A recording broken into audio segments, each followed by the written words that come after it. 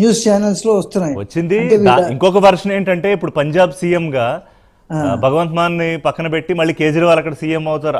ఆ చర్చ కూడా మొదలైంది ఆ మధ్యాహ్నం చర్చ మొదలెట్టింది. దాని తర్వాత వీళ్ళందరూ కాంగ్రెస్ వీళ్ళని లాగేద్దామని చూస్తున్నారు అనేది. సో ఇది ఓవర్ కాన్ఫిడెన్స్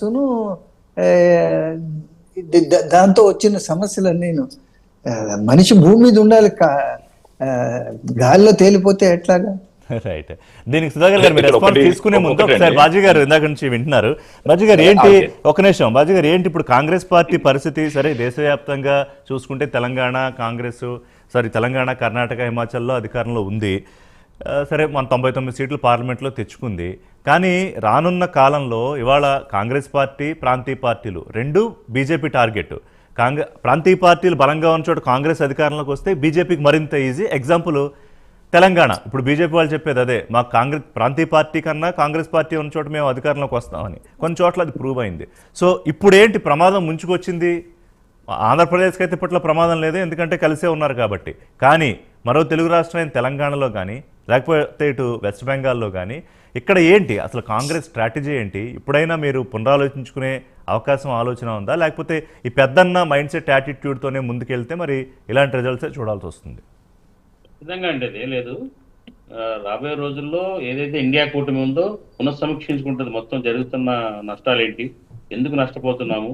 ఎందుకంటే ఏదైతే ఈ బలమైన పార్టీని ఢీకొనాలంటే అందరూ ఐకమత్యంగా ఉండాలి. వీళ్ళల్లో కూడా ఏంటంటే సంకల్పం లోపం. బీజేపీని ఓడించాలనే సంకల్పం చాలా పార్టీలకు లేదు. This is the most important point.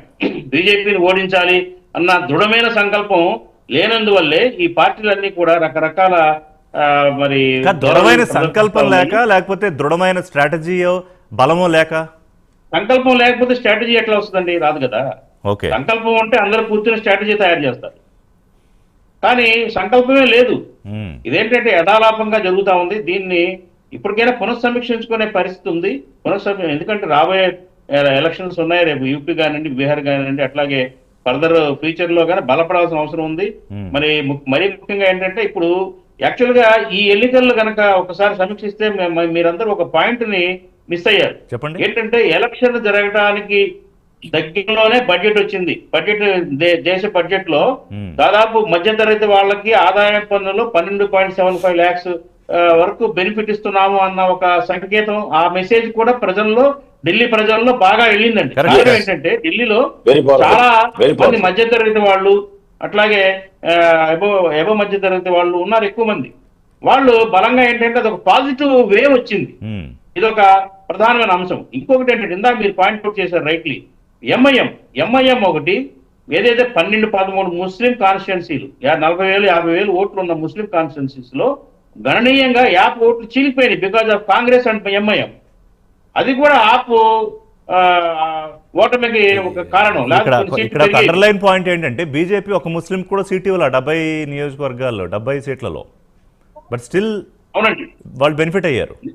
ఇందాక వారు మాట్లాడుతున్నారు రఘునందన్ గారు, బీజేపీకి ముస్లింస్ కాన్స్టిట్యున్సీలో కూడా ఓట్లు వేశారు చదువుకున్న వాళ్ళు అని.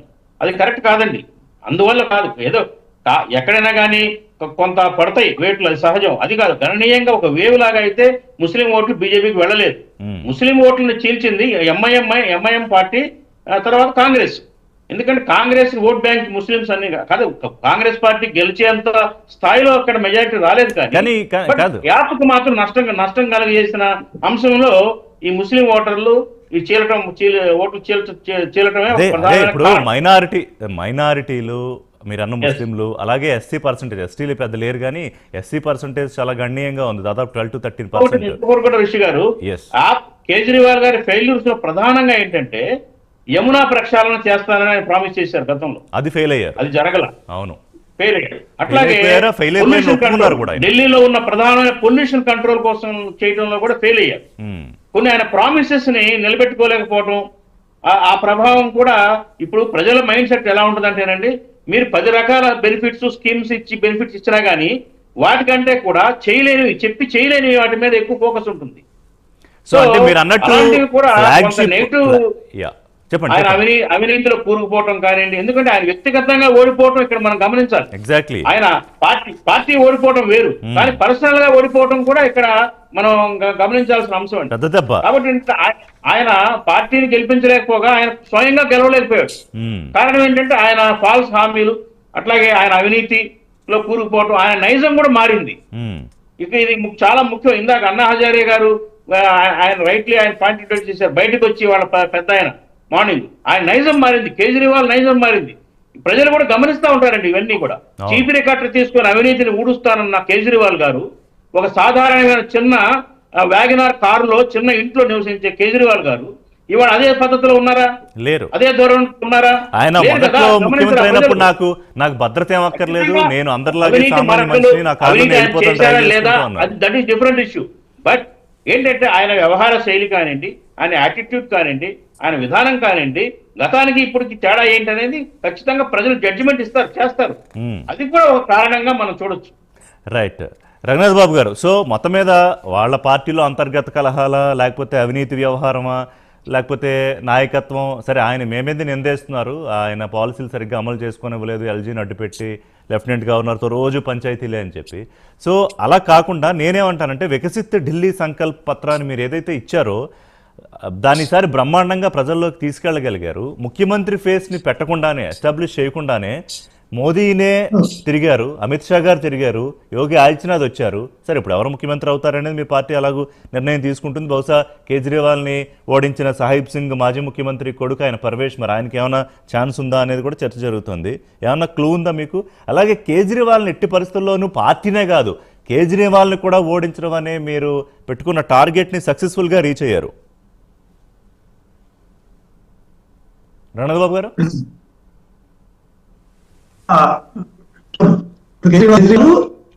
Sisodia number 1 and number 2. ఎవరికి మినిస్టర్ కూడా ఏదో చావుదప్పికల్లో పోయినట్టు ఏదో కొద్దిలో గెలిచారు. కాబట్టి తర్వాత సత్యేందర్ జైన్ జైల్లో ఉన్న ముగ్గురు ఓడిపోయారు అనుకోండి. సీఎం కూడా కొద్దిలో ఏదో గెలిచింది. సరే, వాట్ ఎవర్ ఇట్ ఈస్, అది ఆ రకంగా చూస్తే ఇది మంచి విక్టరీయే, not only in terms of numbers but also ముఖ్యమైన వాళ్ళు నీవు ఓడించడం. ఏదేమైనా ఒకప్పుడు బీజేపీ కాంగ్రెస్ రూల్డ్ స్టేట్స్లో అయితే, అంటే కాంగ్రెస్ని అయితే తేలిగ్గా ఓడిస్తుంది, అదే ప్రాంతీయ పార్టీలు అధికారంలో ఉన్న చోట అయితే ఓడించలేదు అనే ఒక టాక్ ఉండేది. కానీ ఇప్పుడు మనం దాన్ని ఒకసారి నిశ్చితంగా గమనిస్తే, మనం ఇక్కడ ఈ రీసెంట్ పాస్ట్ లో యూపీలో అఖిలేష్ పోయాడు, బీజేపీ వచ్చింది. తర్వాత ఒరిస్సాలో నవీన్ పట్నాయక్, ఆయన్ని ఓడించి మేము వచ్చాం. ఇక్కడ ఢిల్లీలో కూడా వచ్చాం. సో అది కూడా కరెక్ట్ కాదు.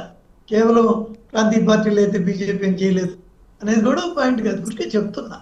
కాబట్టి నెక్స్ట్ ఏంటి తెలంగాణ వెస్ట్ బెంగాల్ టార్గెట్? సహజంగా ఇప్పుడు ఎక్కడైతే ఇంకా మేము వీక్ ఉన్నామో అక్కడ కూడా బలపడాలి కదా. అక్కడ కూడా మేము ఆల్రెడీ బెంగాల్లో మేము సెకండే, ఒకవేళ అధికారంలో రాకపోయినా సెకండ్ మేమే కదా. ఒకప్పుడు అయితే బెంగాల్ ఓన్లీ బిట్వీన్ కమ్యూనిస్ట్ మధ్య కాంగ్రెస్ ఆర్ తృణమూల్ కాంగ్రెస్ మధ్య ఉండేది. కానీ మరి కాంగ్రెస్ నుంచి 0 చేసి అక్కడ మేము సెకండ్కి అయితే వచ్చాం కదా. ఎప్పుడైనా ఆమెను ఓడించాలని ప్రజలు అనుకుంటే మాకే వేస్తారు, కానీ వీళ్ళు కాంగ్రెస్ వేయరు కదా.